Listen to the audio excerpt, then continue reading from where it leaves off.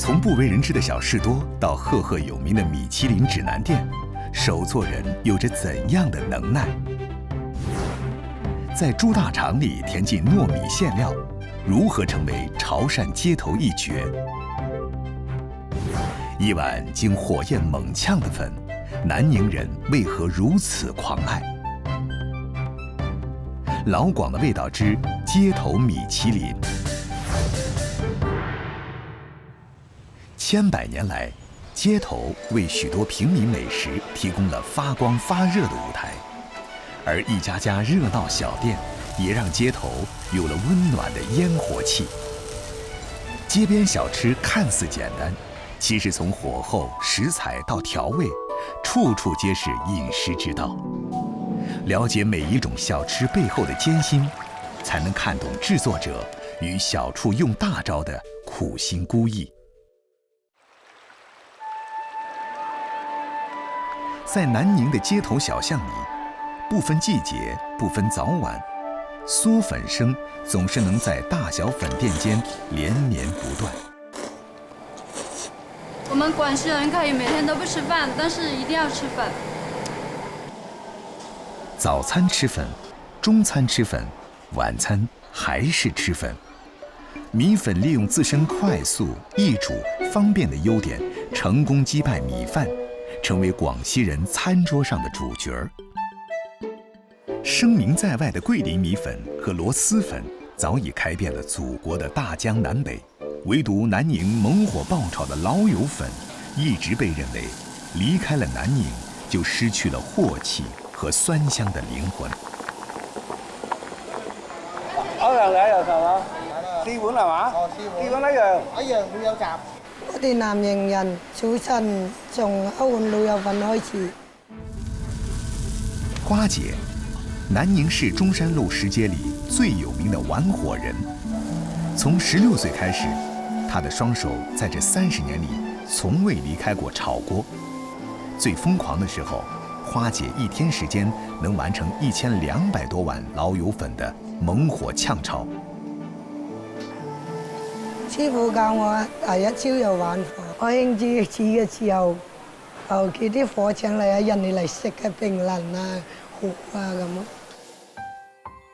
南寧老友粉出現在上個世紀的30年代，坊間傳聞，一位南寧人用自家酸筍、辣椒、豆豉、蒜米爆炒後，加入肉和粉煮成湯粉，給生了病的好朋友吃。好朋友吃後冒了一身汗，病也隨之痊癒，老友粉因此得名。酸筍、豆豉、蒜米、辣椒是老友粉的主要佐料，通過高溫乾鍋熱炝，最能把佐料的本味搶出來，隨後下油、醋和肉類一同猛火爆炒。炒的時候也不要一直炒，油熱那香味出來。明白明白。也要炒了一下，要頂一下。手到擒來已經不足以形容花姐對爆炒動作的嫻熟。油物與火苗接觸，鍋裡迅速起火，此時需繼續炝炒，讓鍋裡的食材原味均充分的釋放，然後再下湯下粉。放啲老友粉，做每一碗，這樣做給好朋友吃，這樣。口感鮮辣，湯料香濃，夏天吃開胃，冬天吃驅寒，這是老友粉的特色。身為富記老友粉的第一掌勺，花姐把師傅的技藝與精髓完美承接。老友粉嘅先要先等嚟爆，有啲酸味出嚟啊，加啲鮮豬落去，咁樣味道又好喎。先等又是幾穩好嘅啊。富記的每一個師傅被委任前都要經過花姐的考核，無論是烹煮手法還是食材認知，都必須過關。這是創始人黃新德所定下的規矩。徒弟明天接受考試，花姐說读万卷书不如行万里路。要认识老友粉的灵魂佐料，还得走下去。今天我们就来那婆那里看那个笋笋。酸笋被广西人用到了极致。每年的5至7月是那坡县百南乡最忙碌的时候，因为酸笋的腌制只靠这3个月。那坡南乡的酸笋名声在外，靠的是大自然得天独厚的馈赠，本土的地貌特色和百南的山泉水。闻起来蛮香的，一扒开，碎碎的、滑滑的，就是这个味了。有的人掌勺是为了生计，有的人掌勺是因为热爱。花姐是属于第2种，师傅早已退休，但花姐仍诚邀师傅为学徒支招。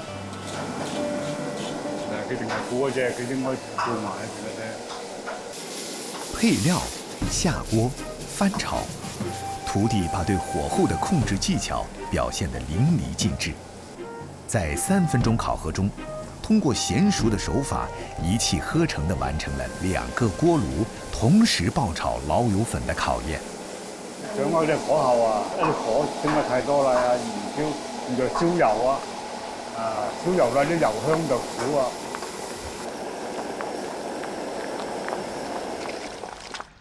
来，2位師傅試一下我的作品啊。你感到點樣？都可以。係可以啊，但係嚟講呢就係咩？酸醋嘅隻量唔夠。香味都可以啦。香味係可以啦，多啲磨練啊嘛。係啊，多啲磨練。咁就可以做出福建老友嘅特色啦。從對老友粉的烹煮一竅不通，到同時掌握2個鍋的爆炒技巧，小徒弟國斌花了1年的時間。入行至今，花姐親手帶出來的徒弟已經超過500人，他們分別隱藏在廣西不同的角落裡，每天為廣西人烹煮最愛的街頭味道。街頭美食是城市煙火氣的源頭，是真正流動的盛宴。不論你來自何方，不論你口味多挑，潮汕人總有辦法讓你發現自己愛吃的一面。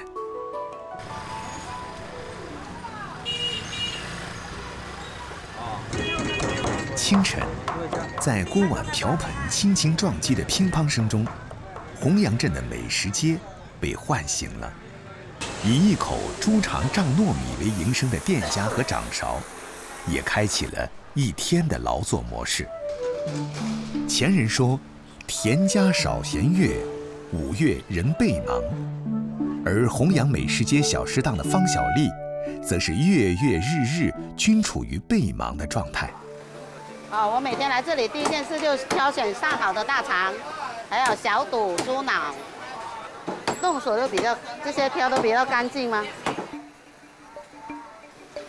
方小麗每天所選的食物材料，被老廣稱之為豬下水，也叫豬下貨、豬雜、豬雜碎。豬內臟在不同的飲食文化中，口碑褒貶不一。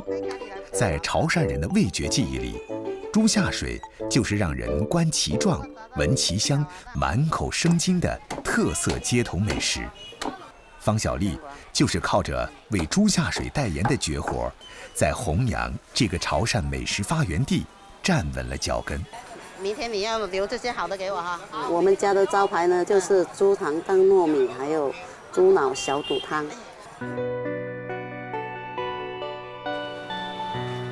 呢啲啊已經都有多燈數學白啦。哦。個多空間都有營老個肥還冇豬。呢個配料好唄。夫妻檔的小食店向來都沒有明確的分工，但一切都能有序進行。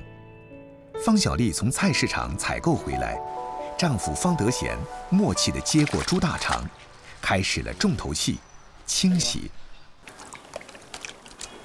然後用力搓洗，就是去掉它那個豬腸外面那個粘液。好豬大腸這一口的人都知道，加醋搓洗能迅速分解大肠外衣的黏膜，但论如何去掉肠内异味，就可是八仙过海，各显神通了。在方德贤的菜谱里，则是靠人手一丝一丝地剥去肠内油脂，才达到去除异味的效果。把30斤的大肠清洗干净，需要3个小时。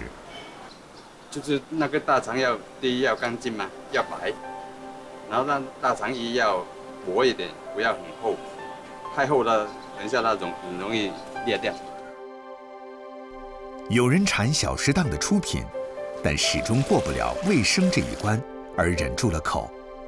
为了打消食客们的顾虑，每丈夫洗干净大肠，方小丽还要习惯性的一一检查，并将猪肠一端的口用纱线绑紧，作为肠衣备用。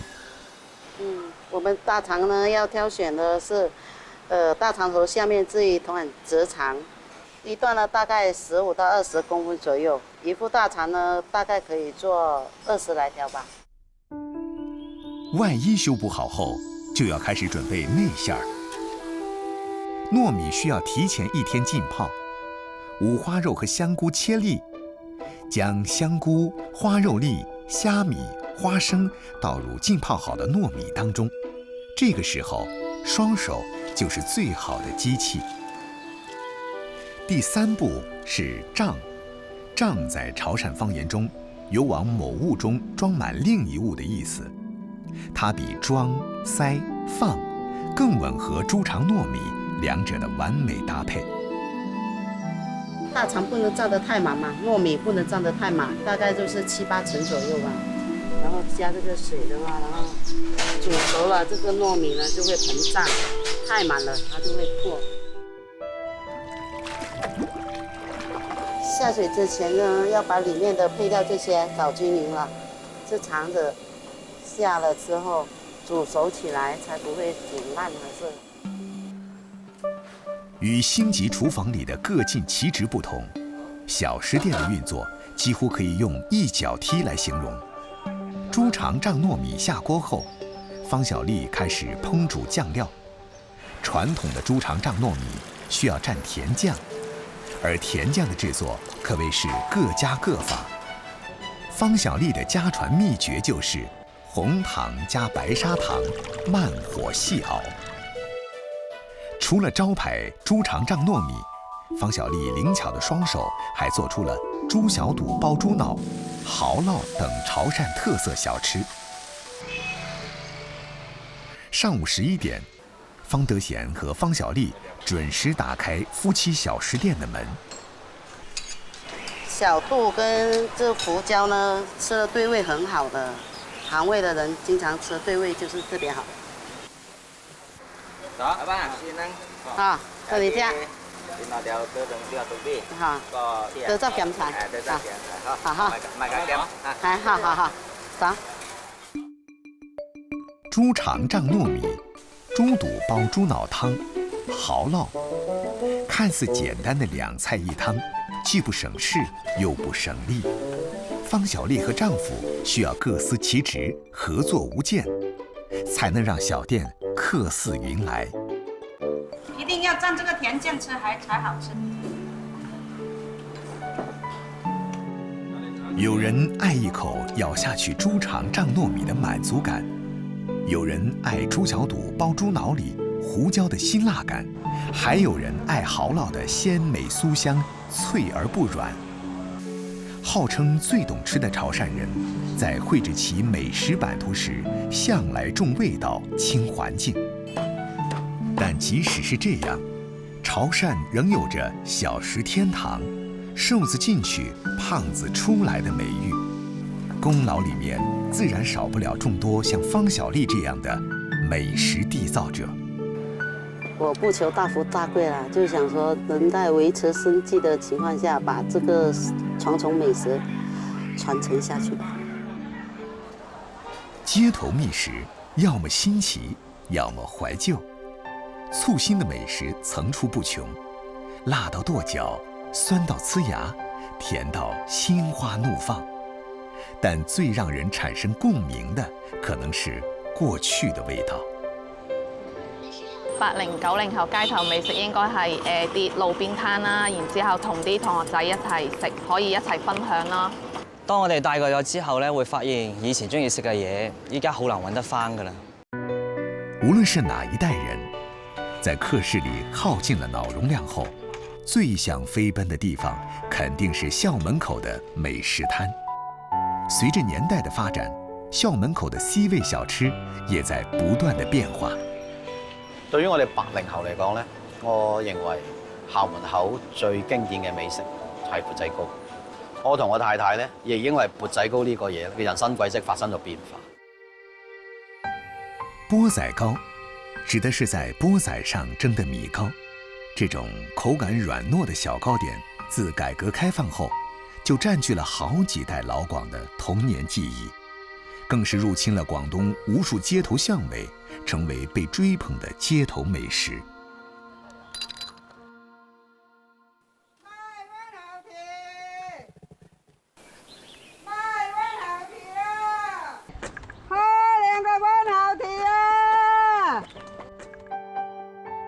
缽仔糕誕生於食物匱乏年代的廣東台山，是當地農婦為了給勞作的男士填肚子而創。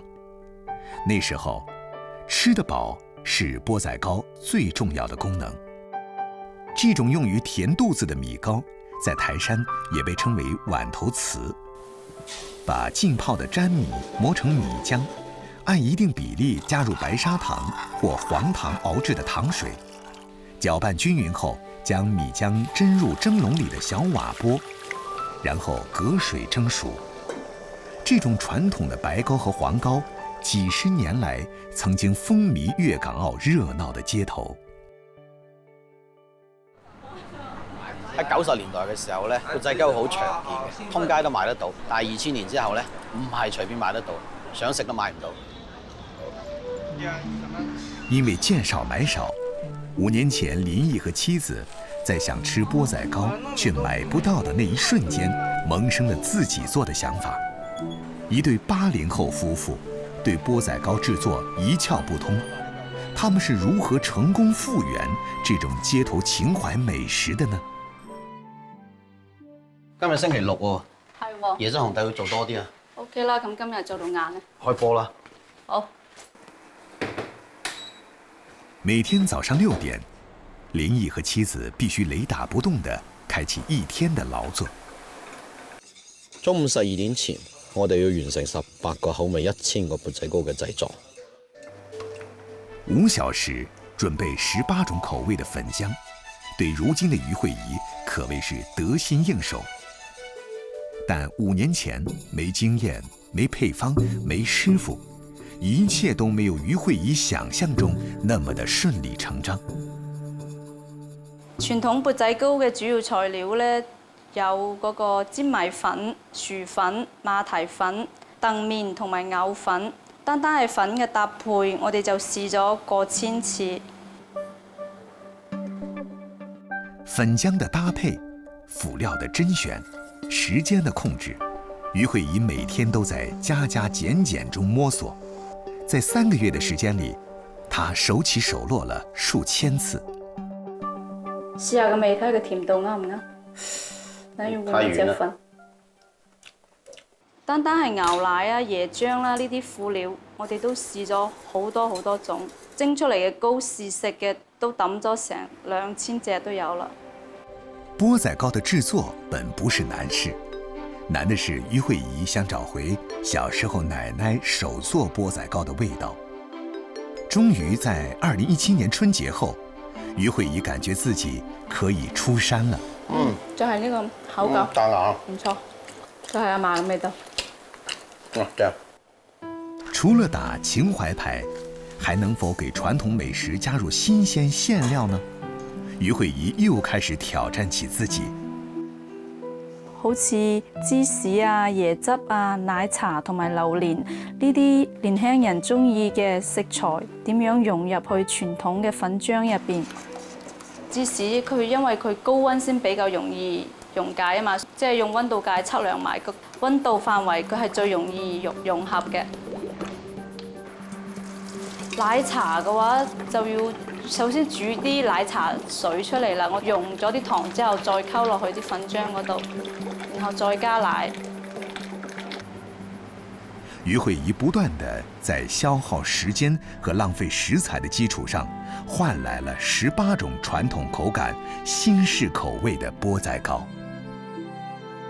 而家最受歡迎嘅係芝士、椰汁、奶茶缽仔糕，日日都可以賣出300-400隻啦。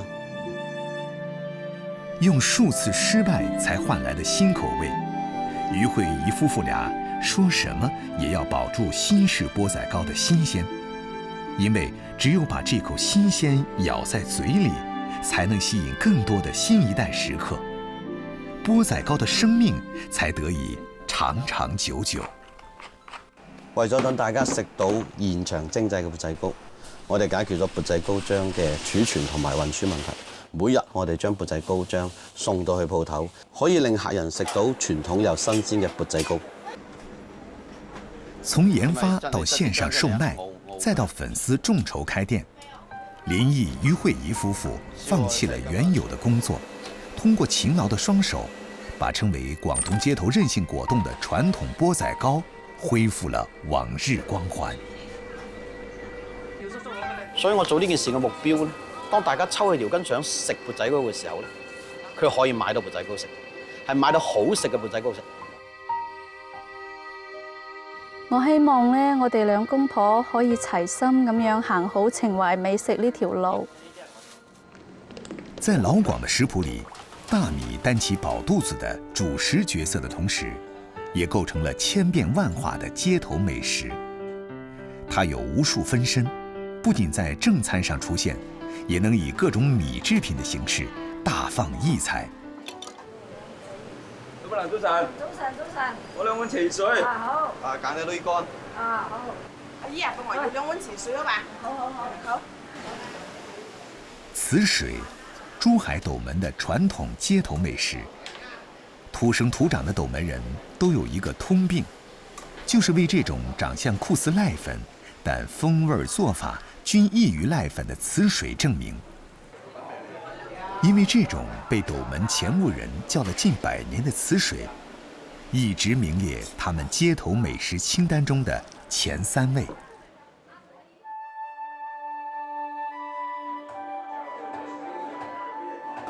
嚟啦，糍水到啊！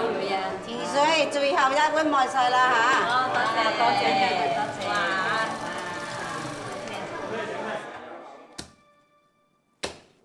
唔使幫手咋？不過我啱頭先接到電話，有人嚟入皮婆入糍水，係話你媽材料係冇㗎，等我稍時我你埋啊。等我埋啊，一齊埋啊，好㗎。80後的黃仲仁從2004年開始接手祖輩傳下來的特色美食，珠海市非物質文化遺產金巢琵琶鴨後，母親黃以長就也身體力行地支持兒子。客人在這家老店裡，除了能品嘗到100年琵琶鴨的精髓外，還能一試最正宗的前務傳統街頭美食。葉仔田外餅係我自己親手做嘅。好啦，慢慢食啦嚇。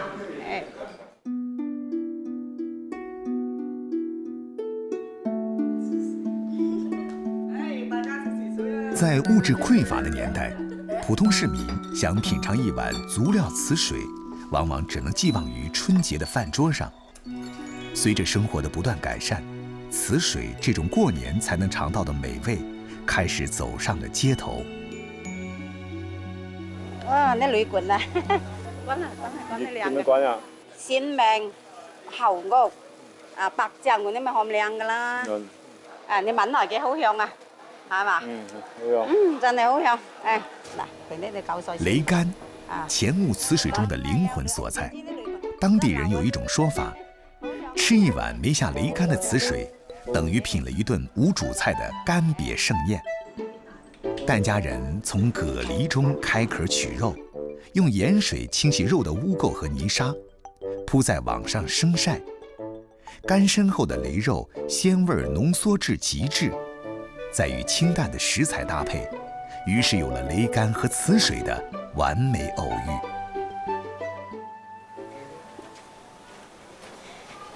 洗米啊，浸啲米之後呢，我就去煮飯。煮好啲飯呢，就2罐隔夜，一定要隔夜，隔夜先涼啊。浸泡的大米和隔夜熟米饭均已准备就绪，黄以常要开始最吃力的粉末冲打，把浸泡好的大米倒进石冲，一踩一撩。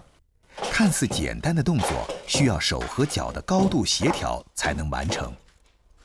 把米粒变成米粉，需要500到600次的踩踏。以前就個夫婦都要種，而家用機器打啦，係咪？都係去買，我就唔肯定佢靚唔靚，種出嚟嘅後果肯定靚嘅。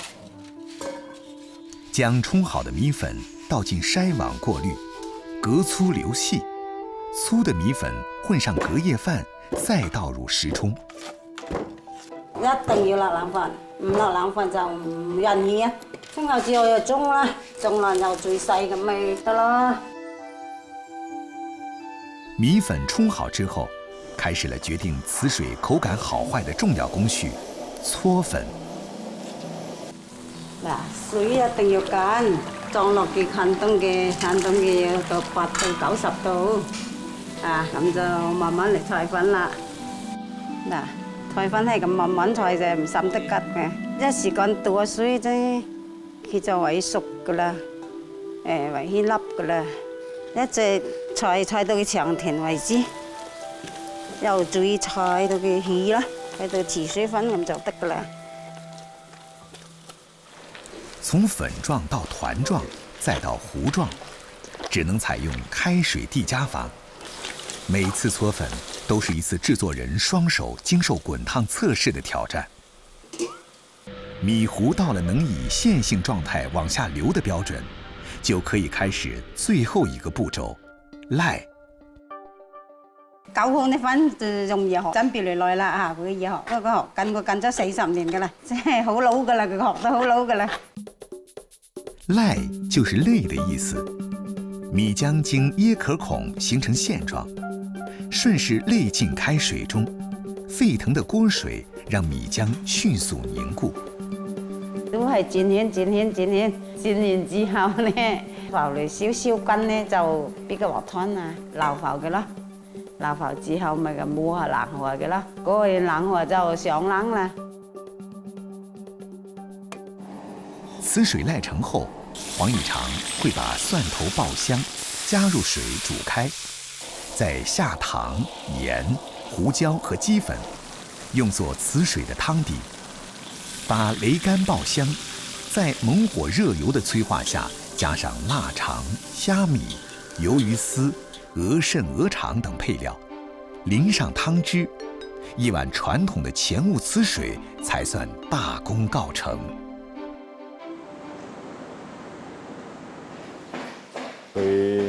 辛苦得嚟，佢又好開心。最開心都係人哋食過之後話佢整啲嘢好食咯，最滿足、最自豪嘅咯。興趣不僅是最好的老師，還是最大的動力。客人的一句“對味兒”，給了黃以常莫大的安慰。走過了一個甲子的人生里程，黃以常深知新生一代從不缺美食。缺的是融入了傳統手藝和情懷的出品，而他要做的就是讓前霧糍水這種街頭美食融入新生代的日常。幾隻攞咁呆落去啦，呆得嚟都好開心噶。我想幫到由3、7年咁，我都知足噶啦，最努力啦。旅遊與美食總是密不可分。一座城市的街頭美食是幫助遊客打開城市文化的一扇窗。在澳門多元龐大的美食體系中，最具特色的味道大多藏匿於澳門的大街小巷，这些一口就能唤醒人类味蕾记忆的店铺多到难以统计，但能被米其林指南收录的屈指可数。很幸福啊！我哋頭先走開煮嚟㗎。真材實料，好濃嘅榴蓮味，好味啊！我1年嚟幾次嚟親官也街都會特登過嚟買個薯食下。不管是澳门本地人还是游客，走进关野街，总是经受不住猫山王榴莲雪糕的诱惑。这家曾经的小士多，自2016年以来，连续5年被录入米其林指南的街头美食推荐。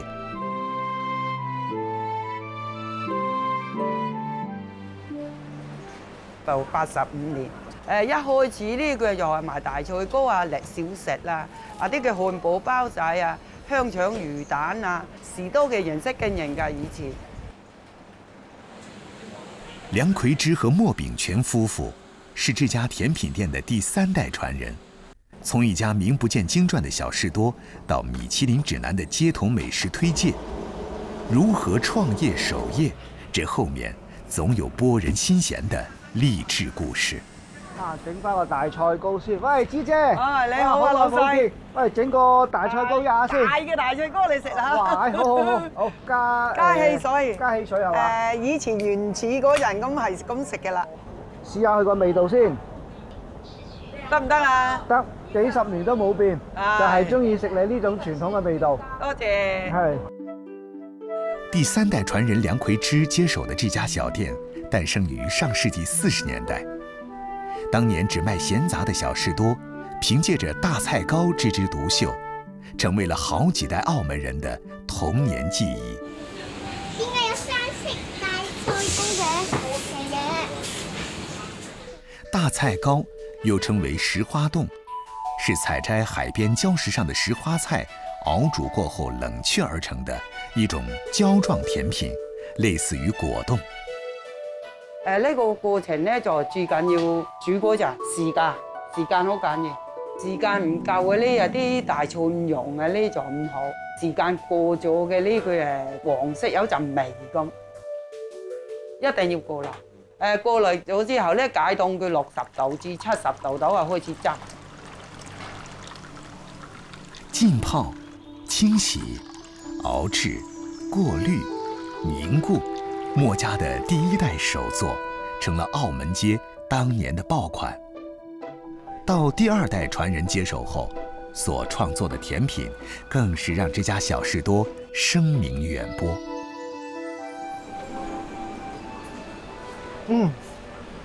非常纯。就是它会有那个榴莲的那个果肉那个丝的那个感觉，然後就是完全像吃榴蓮的感覺。次次過嚟都買嘅，好多肉㗎，你睇下。啖啖都有榴蓮肉㗎，好好食㗎。成功的把猫山王榴莲果肉变身为雪糕，猫山王榴莲肉的芬芳馥郁、肉似凝脂和雪糕的嫩滑丝柔、入口即化一经结合，即吸粉无数。这正是莫家第2代传人引以为豪的杰作。所谓创业难，守业更难。前人所创的2款爆款小吃，给第3代接班人以无形的壓力。基本上呢成21個鐘到啊！好生意嗰陣，計呢度1日翻3個零鐘。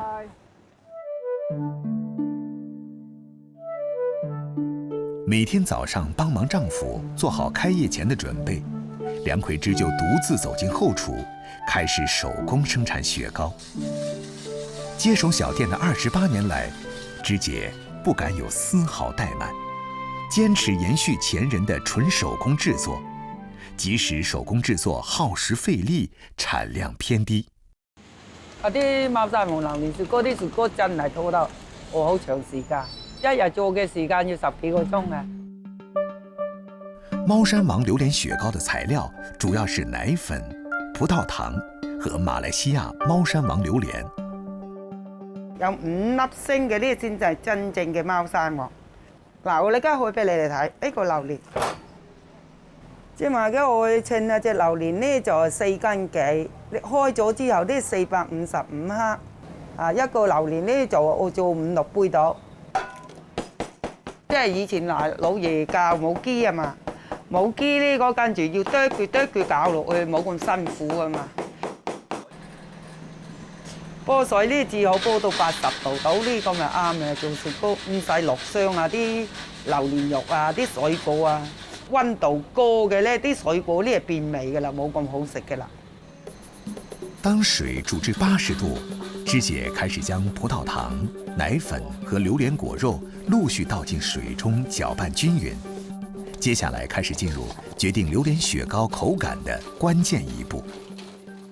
嗱，你家姐咁樣攪勻佢，攪2、3個煮、3、4個煮咪 OK 咯。豆大雪糕好辛苦嘅，一次係3、4個煮啦，第一次咧要耐啲，因為啲榴蓮肉要混打啊嘛。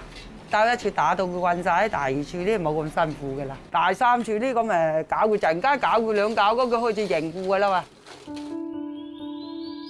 要把將粒的榴蓮肉攪拌均勻，直至半成品呈現糊狀後，即轉入冰櫃裡，反覆急凍3次，最後手工入杯。我打一櫃嘅10幾個鐘啊，一個人打1400幾個啊嘛。速凍櫃咧3、4個煮就食得嘅啦。哦，呢個貓山王，係整呢個啦。係啊。點賣？街解凍先食68。68。哇！呢個係招牌嗬。招牌。好好。要解凍解幾耐？幾分鐘就得啦。都係純手工嘅呢啲啊。我哋一啲純手工㗎，你睇我做到2個關子。好啊好啊。正啊。 1987年，守住了本業的芝姐開創了以餅乾碎為主要原料的木糠布丁，用芒果柚子做的楊枝甘露，墨家第3代明星產品正式面世。即係從時多到依家，真係甜品嘅特色店，真係好多人食，係我老爺太公太婆嘅功勞，我都跟唔上。隨着吃文化的不斷演繹，美食於我們而言已不僅僅是充飢，它可以調動情緒、調節心情，還可以品出情懷、體驗文化。而對芝姐而言，如何將這份被追捧的街頭味道延續到下一個100年，是讓她最為憂心的事。細個嗰陣咧，圍住啲細佬妹啦，依家真係圍住活兒呢間鋪頭啦，因為我冇仔女啊嘛，我一定要保住個品牌落去，做好自己咯。至緊要開心，你個開心個人咧，朝頭早去運動翻嚟，完全成日唔攰。食在廣東，不僅意味着這裡有讓人眼花繚亂的珍饈美饌，也涵蓋了那些煙火升騰的街頭小食。親切自在，不拘小節，也許是他們受歡迎的一個重要原因。爐中光火燃起，大廚在灶台前專心忙碌，食客3、3、2、2尋香而來，隨意吃喝談笑，這樣的場景正能體現別樣的市井風情。想融入一個城市，最好的方式莫過於探訪街邊小吃。當你已經與這座城市混為一體之後，那你一定找到了屬於自己的街頭米其林。